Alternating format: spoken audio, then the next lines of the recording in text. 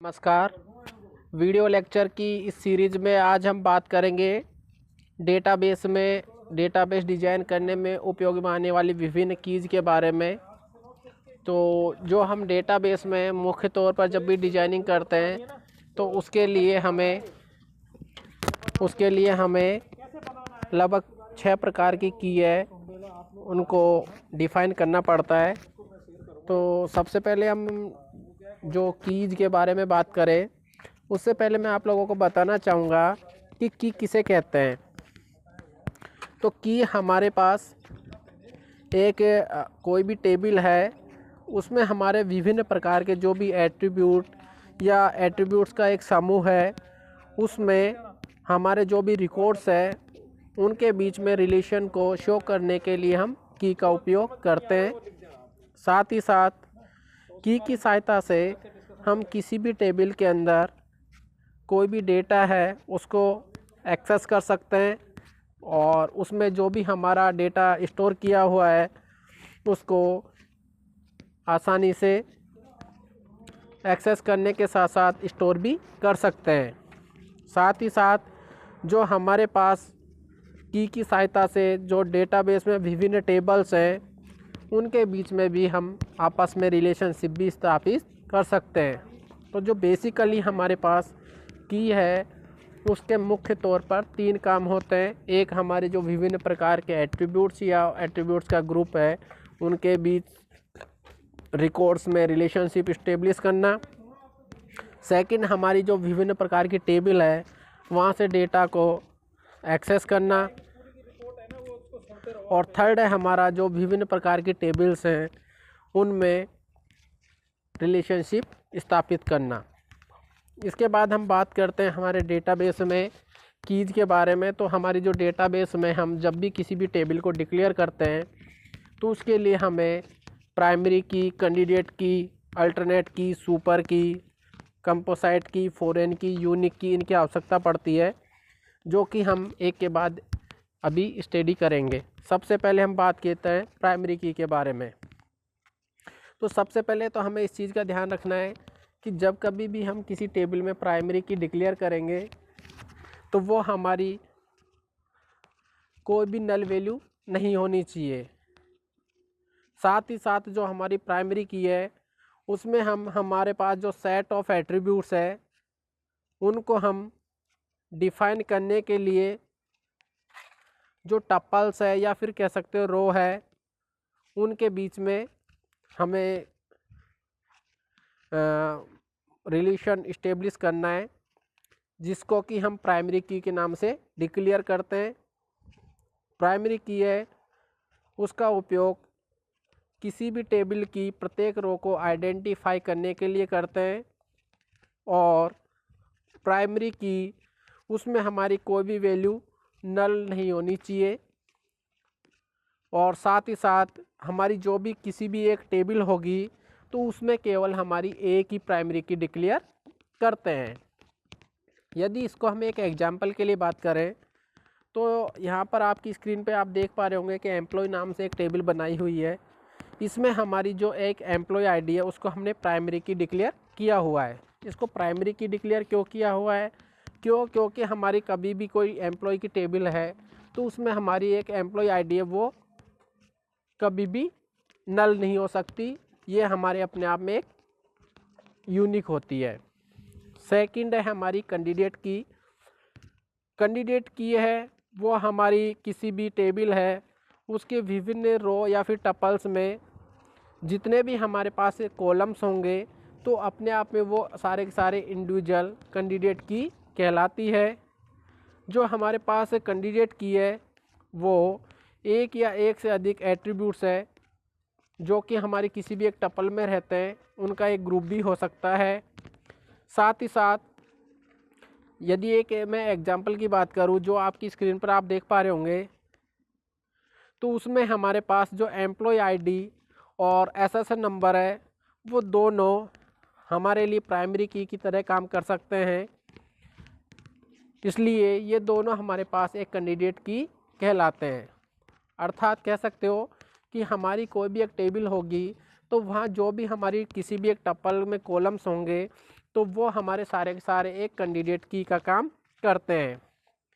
इसके बाद हम बात करते हैं कैंडिडेट की के अल्टरनेट की के बारे में। तो जो कैंडिडेट कॉलम्स होते हैं जो कि हम प्राइमरी कॉलम्स को डिफाइन करने के लिए उपयोग में लेते हैं, जैसे कि हमारे पास एक एम्प्लॉय आईडी बनी हुई है और एक एसएस नंबर है।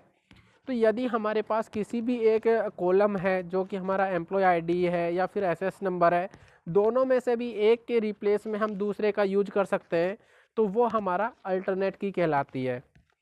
अल्टरनेट की क्या होगी कि यदि हमारा पास एक भी कोई टप्पल है और उसका कोई कॉलम है, उसकी एब्सेंस में हम दूसरे की सहायता से वहाँ पर हमारा जो भी वर्क कर पाते हैं, तो जिस कॉलम को वहाँ पर हम डिफाइन करते हैं वो हमारा कहलाता है एक अल्टरनेट की। इसके बाद हमारे पास है नेक्स्ट सुपर की। यदि हमारे पास किसी भी कॉलम में कोई भी एट्रीब्यूट है जिसको कि हमने प्राइमरी की डिक्लेयर किया हुआ है और उसके साथ यदि हम किसी भी दूसरे कॉलम को ऐड कर देते हैं, तो वो हमारा कहलाता है सुपर की। सुपर की है वो एक की का सुपर सेट होता है। साथ ही साथ यदि हमारे पास कोई भी दो एम्प्लॉय है जिनका नाम सेम है लेकिन उनकी एम्प्लॉय आईडी अलग है, तो देन हम उन दोनों की वैल्यूज के हिसाब से, या फिर कह सकते हो कि हम दोनों जो हमारे कॉलम्स हैं उनकी सहायता से वहाँ पर उस डेटा को डिफाइन कर पाते हैं। जैसे कि आपकी यहाँ टेबल पे आप देख रहे होंगे कि एम्प्लॉय आईडी और एम्प्लॉय नेम दो हमारे यहाँ पर एट्रीब्यूट्स हैं। अब यहाँ पर हमारे पास सपोज कीजिए एम्प्लॉय नेम सेम है, तो उस केस में हम employee ID plus employee name की सहायता से डेटा को डिफाइन करते हैं और वो हमारा यानी कि कहलाएगा सुपर की, जिसमें कि हमें मोर देन वन एट्रीब्यूट्स की सहायता से डेटा को डिफाइन करना पड़ता है। साथ ही साथ जो हमारे पास सुपर की है उसमें हमारे एक या एक से अधिक कॉलम्स हैं, उनकी आवश्यकता पड़ती है, लेकिन इसमें हमारे पास जो भी एट्रीब्यूट्स है वो हमारी किसी भी एक टपल के लिए उनको डिफाइन करने की आवश्यकता पड़ती है। इसके बाद हम बात करते हैं कंपोसाइट की के बारे में। कंपोसाइट की में हमारे जो भी किसी भी एक टेबल है उसमें हमारे सिंगल जो कॉलम है जो वहाँ पर किसी भी वैल्यू को आइडेंटिफाई कर सकते हैं। साथ ही साथ इसमें हमारे पास एक या एक से अधिक कॉलम की सहायता से हम किसी भी डेटा को डिफाइन कर रहे हैं, तो उधर हम उसको कंपोसाइट की कहेंगे। जैसे मान लीजिए यहाँ आप टेबल में देख पा रहे होंगे एम्प्लॉय नेम और डेट ऑफ बर्थ। तो यदि हमारे पास कोई भी दो एम्प्लॉय है, उनका नेम सेम है, लेकिन हम नेम के हिसाब से उनको वहाँ पर डिफाइन नहीं कर सकते, तो उस केस में हम उनका डेट ऑफ बर्थ है उसका उपयोग करेंगे और उसकी name plus date of birth की सहायता से हम वहाँ पर एम्प्लॉय से रिलेटेड डेटा को काम में लेंगे।